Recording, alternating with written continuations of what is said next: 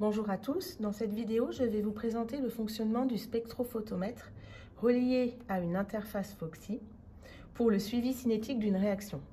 La réaction étudiée est la suivante. Il s'agit d'une réaction d'oxydoréduction, elle est lente. Donc, les deux réactifs sont l'eau oxygénée et les ions I-, qui vont former I2, le diode. J'ai préparé mes réactifs dans les deux cuves. Donc la cuve numéro 1 contient 1 ml d'eau oxygénée H2O2 à 0,010 mol par litre, ainsi que 1 ml d'acide sulfurique H2SO4 à 0,50 mol par litre. La cuve numéro 2 contient 1 ml de solution d'iodure de potassium qui contient donc les ions I- à 0,20 mol par litre. On voit que les réactifs sont incolores au départ et il va se former l'espèce I2 qui est ici colorée orange. Le milieu réactionnel devrait donc se colorer progressivement en orange au cours de la réaction. Nous allons mesurer en continu l'absorbance de la solution et plus exactement l'absorbance du diode, la seule espèce colorée, grâce au spectrophotomètre. Première étape, on va réaliser le blanc du spectrophotomètre. Pour cela, j'allume le spectrophotomètre en appuyant sur le bouton On. Je vais sélectionner le filtre de longueur d'onde adapté en tournant la molette sur le côté, ici. C'est-à-dire, il faut que je choisisse le filtre où l'absorbance est maximale pour obtenir des mesures d'absorbance plus précises.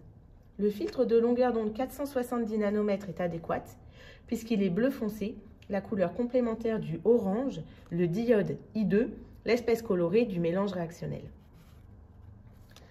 Je choisis la bonne en tournant la bonne longueur d'onde en tournant la molette. La longueur d'onde est indiquée ici, 470. Pourquoi est-ce qu'on fait le blanc avant toute utilisation du spectrophotomètre? On veut éliminer l'absorbance du solvant et avoir ainsi une mesure plus précise. Pour cela, j'utilise une cuve de solvant, ici l'eau, que je place dans le spectro. Je vérifie que je suis bien en mode absorbance, ABS, et non pas transmittance. J'appuie ensuite sur le bouton R pour faire le blanc. Et je dois voir apparaître sur l'écran 0 en absorbance. Deuxième étape, on va relier le spectrophotomètre alimenté sur 12 volts à l'interface Foxy.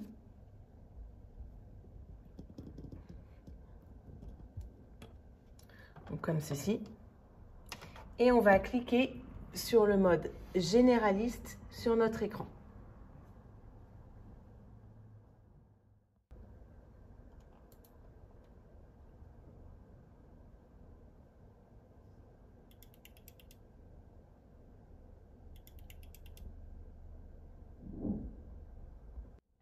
Troisième étape, je vais préparer l'interface Foxy avec les paramètres pour pouvoir faire mon acquisition.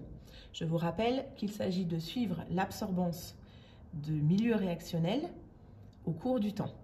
En ordonnée, je vais donc choisir la voie entrée directe 1, puisque sur mon interface Foxy, le spectrophotomètre est branché sur la voie numéro 1,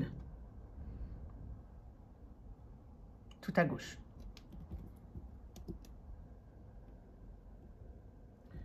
Je rentre ensuite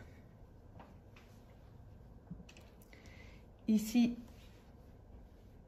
le calibre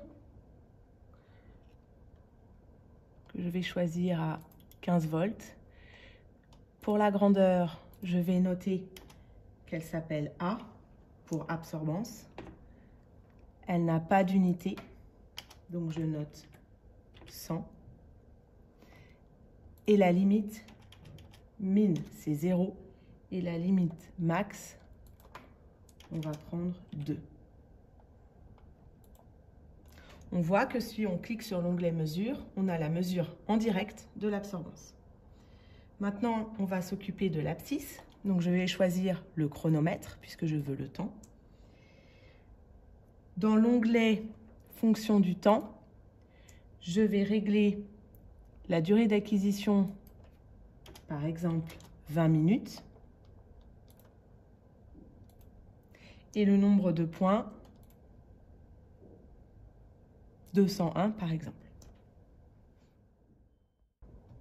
Je vais préparer le lancement de l'acquisition. Donc je clique sur le bouton vert lancement de l'acquisition et j'attends d'être prête avant d'appuyer sur le bouton lancer. Je suis prête à faire l'expérience. Sur le spectrophotomètre, il ne faut pas oublier de cliquer sur le bouton cinétique. On voit la flèche qui apparaît ici. Il permet de faire la mesure de l'absorbance en continu. Nous allons enlever la cuve de solvant qui a permis de faire le blanc. Nous allons mélanger les deux cuves préparées ensemble pour que la réaction débute.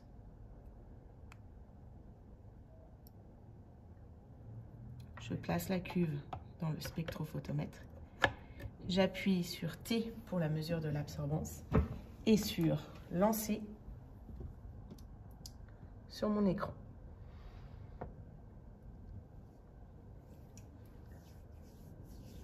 On voit que l'absorbance ici commence à augmenter. Donc l'acquisition dure 20 minutes. On voit également l'absorbance qui augmente sur l'écran. Et on peut voir la solution qui commence à se colorer en orange puisqu'on forme le diode I2 au cours du temps. Voilà, 20 minutes plus tard, l'acquisition est terminée. Nous obtenons sur l'écran la courbe de l'absorbance en fonction du temps. Je vous montre quelques petites choses qui sont intéressantes. Vous pouvez éventuellement déplacer ici le curseur pour faire une courbe un peu plus jolie. Pareil en abscisse. On va pouvoir choisir en haut à gauche de relier, en choisissant liaison, de relier les points de la courbe. Je me suis trompée, là.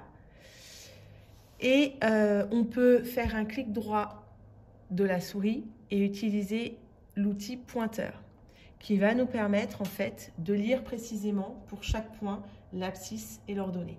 Donc là, on voit que l'absorbance à la fin de la réaction vaut à peu près 0,93. On divise par 2 et on peut lire très facilement, du coup, par exemple, le T1,5.